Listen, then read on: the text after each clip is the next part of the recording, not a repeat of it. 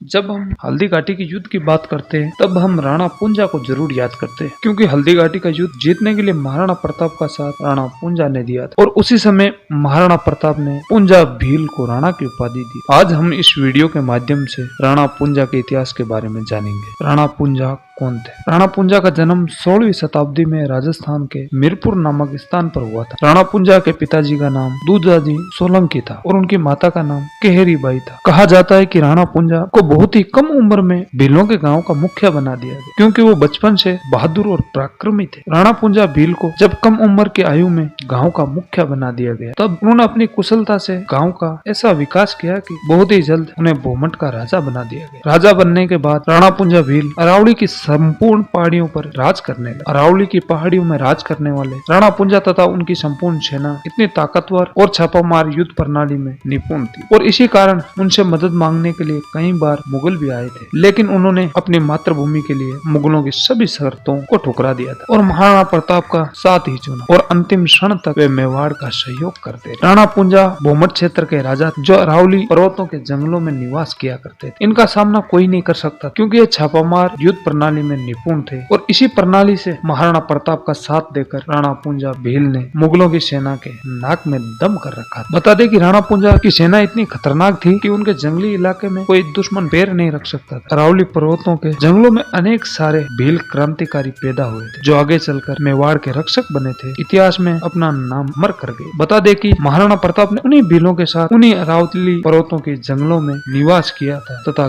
घास की रोटी खाकर अपना जीवन यापन किया था, परंतु अपने अंतिम क्षण तक मुगलों की अधीनता स्वीकार नहीं की और धीरे धीरे फिर से संपूर्ण मेवाड़ में अपना अधीन कर लिया। इन सब में राणा पूंजा तथा संपूर्ण भील समुदाय जो वहाँ निवास करते थे उनका बहुत बड़ा योगदान रहा, जो राणा पूंजा को मेवाड़ की स्वतंत्रता दिलाने के लिए जाने जाते। उनका जीवन का परिचय के बारे में जानने की अत्यंत आवश्यकता है। राणा पूंजा भील को लेकर अनेक प्रकार की भ्रांति भी फैल रही है, जैसे राणा पूंजा भील थे या राजपूत। तो इस वीडियो के माध्यम से आपको हम उनके जीवन का परिचय और उनके इतिहास के संबंधित सभी जानकारी विस्तार से बताएंगे। यह बात उस समय की है जब मेवाड़ के तत्कालीन राजा राणा उदय सिंह की मृत्यु हो गई। उस समय राणा उदय सिंह की छोटी पत्नी धीरबाई ने षड्यंत्र से मेवाड़ की राजगद्दी पर महाराणा प्रताप के छोटे भाई जगमाल को बैठा, परंतु ये बात मेवाड़ के सामंत और मेवाड़ के सरदारों को मंजूर नहीं, क्योंकि महाराणा प्रताप थे ही इतने पराक्रमी और जो राजा के गुण चाहिए वो सब गुण थे महाराणा प्रताप में। इसलिए कहा जाता है कि महाराणा प्रताप इतने महान थे कि राजतंत्र के जमाने में लोकतंत्र हो गया था, क्योंकि महाराणा प्रताप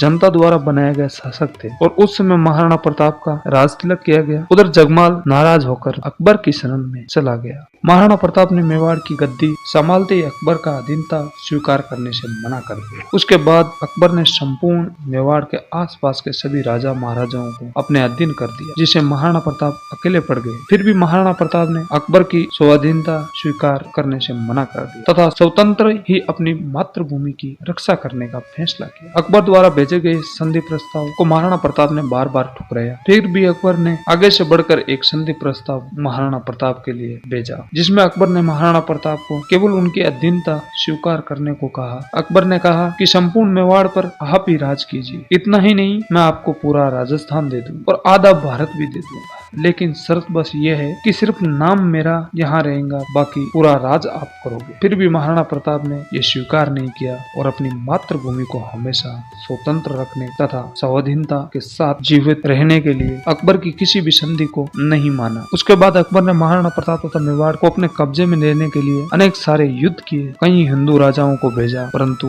ये सब महाराणा प्रताप को झुकाने में असफल रहे। हमेशा असफल होने के बाद अकबर ने एक विशाल सेना मेवाड़ की तरफ भेजी। उस समय महाराणा प्रताप के आसपास के सभी राजा महाराजाओं से सहयोग मांगा, लेकिन उन्होंने सहयोग नहीं दिया। वे सब अकबर की अधीनता स्वीकार कर चुके थे। महाराणा प्रताप ने अरावली की पहाड़ियों में राज करने वाले भील समुदाय तथा राणा पूंजा से समर्थन मांगा, जिस पर उन्होंने समर्थन दे दिया तथा महाराणा प्रताप के साथ कंधे से कंधे मिलाकर लड़ने का वादा किया। राणा पूंजा भील का हल्दी घाटी के युद्ध में योगदान। अकबर ने मेवाड़ और महाराणा प्रताप को अपने कब्जे में लेने के लिए दिल्ली से मुगलों की एक विशाल सेना भेजी, जिसका नेतृत्व नेतृत्व आमेर के राजा मान सिंह प्रथम कर रहे थे। इधर महाराणा प्रताप के पास कुल 3400 सैनिक थे। इसके अलावा राणा पुंजा भील सहित 400 सैनिक भी शामिल हो गए, जो छापामार युद्ध प्रणाली में माहिर थे। हल्दी घाटी का युद्ध 18 जून 1756 ईस्वी को हल्दी घाटी के मैदान में लड़ा गया। इस युद्ध में जहाँ एक तरफ मुगलों की सेना में अनेक सारे सेनापति हिंदू राजा थे तथा अनगिनत मुगलों की फौज, वहीं दूसरी तरफ महाराणा प्रताप के साथ राणा पुंजा, हकीम खान सूरी, रामदास राठौर, ताराचंद जैसे प्रमुख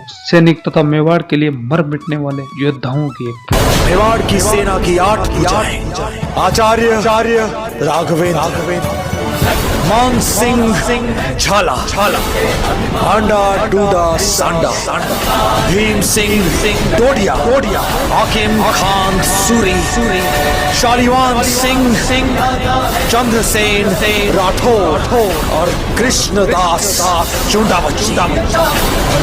हल्दी घाटी के मैदानों में मेवाड़ और मुगलों के बीच घमासान युद्ध हुआ। इस युद्ध में राजपूत योद्धाओं ने वे भील समुदाय के सैनिक पुंजा जी के नेतृत्व में ऐसा पराक्रम दिखाया कि मुगलों की सेना में भगदड़ मच गई। बता दे कि राणा पुंजा की सेना ने तीर की नोक पर जहर लगाकर तीर छोड़ते थे, जिससे मुगल सैनिकों के ढेर लगने शुरू हो गए। देखते ही देखते वीर सैनिकों के साथ महाराणा प्रताप ने हल्दी घाटी के युद्ध में विजय प्राप्त कर ली। राणा पुंजा भील को राणा की उपाधि मुगलों और मेवाड़ के बीच लड़े गए हल्दी घाटी के युद्ध में महाराणा प्रताप का मेवाड़ की तरफ से साथ देने वाले पुंजा जी भील का योगदान अद्भुत था। महाराणा प्रताप पुंजा भील तथा उनके साथियों से काफी खुश हुए, इसलिए उन्होंने पुंजा भील को राणा की उपाधि दे दी। हल्दी घाटी का युद्ध समाप्त होने के बाद महाराणा प्रताप ने मेवाड़ के राज्य चिन्ह पर एक तरफ राजपूत सैनिक तो दूसरी तरफ भील सैनिक की आकृति चिन्ह करवाई थी। ये आज भी इस बात का प्रतीक है कि मेवाड़ को स्वतंत्रता तथा स्वाधीनता के लिए जितना बलिदान और योगदान राजपूतों ने दिया, उतना ही बलिदान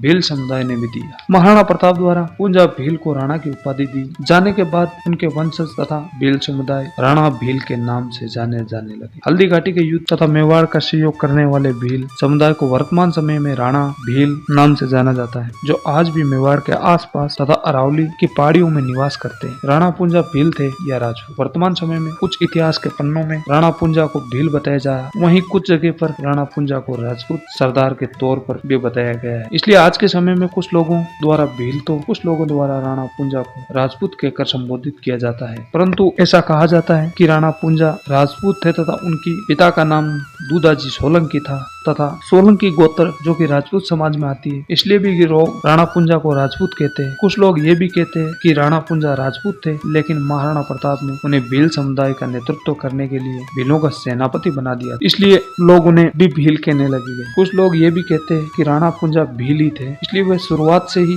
भीलों के बीच रहते थे और अरावली की पहाड़ियों पर राज करते थे। इस तरह लोगों का अलग अलग धारणा तथा इतिहास के पन्नों में भी कुछ स्पष्ट रूप से राणा पुंजा का जाति को लेकर इतिहास नहीं मिला है। वीर योद्धा राणा पुंजा भील हो या राजपूत, ये बात तो इतिहास में हम स्पष्ट रूप से नहीं मिल रही है, लेकिन इतना तो जरूर स्पष्ट है कि वह अत्यंत कुशल और शूरवीर थे, जिन्होंने अपनी कुशलता और बौद्धिकता से महाराणा प्रताप के साथ मिलकर मुगलों के छक्के छुड़ा दिए थे, जिसके बाद अकबर ने कभी भी मुड़कर मेवाड़ की तरफ नहीं देखा। आज के इस वीडियो में हमने आपको राणा पुंजा भील का इतिहास और उनके जीवन का परिचय विस्तार से बताया, जिसमें आपको राणा पुंजा भील के इतिहास तथा जीवन के बारे में जानने को मिला। हम उम्मीद करते हैं कि आपको ये वीडियो जरूर पसंद आएगा। इस वीडियो से संबंधित यदि कोई आपका कोई सुझाव या कोई सवाल है तो कमेंट बॉक्स में जरूर बताएं।